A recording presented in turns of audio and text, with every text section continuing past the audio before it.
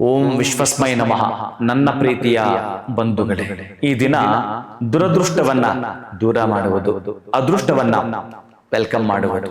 ಅಂದ್ರೆ ಅಷ್ಟಮಿ ಆಶ್ಲೇಷ ನಕ್ಷತ್ರವಿದ್ದಾಗ ನಾವೇನಾದ್ರೂ ಪ್ರಯಾಣ ಮಾಡುವಾಗ ವಾಹನದಿಂದ ಆಗಬಹುದು ಅಥವಾ ಮಾತುಗಳ ಮಧ್ಯೆ ಆ ಮಾತಿನ ಚಕಮಕಿ ನಡೆದು ಘರ್ಷಣೆಯನ್ನು ತಪ್ಪಿಸುವಂತದ್ದಕ್ಕೆ ಈ ಶ್ಲೋಕವನ್ನ ತಾವು ಹೇಳ್ತೀರಿ, ಕೇಳಿಸ್ಕೊಳ್ತೀರಿ.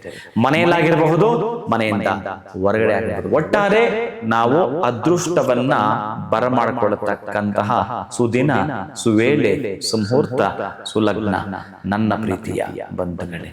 ಯುಗಾದಿ ಕೃದ್ದಿಗಾವರ್ತೋ ನೈಕ ಮಾಯೋ ಮಹಾಶನಃ ಅದೃಶ್ಯೋ ವ್ಯಕ್ತ ರೂಪಶ್ಚ ಸಹಸ್ರ ಜಿದನಂತಜಿತ್. ಈ ಮಂತ್ರವನ್ನ ಕೇಳಿಸ್ಕೊಳ್ತೀರಿ.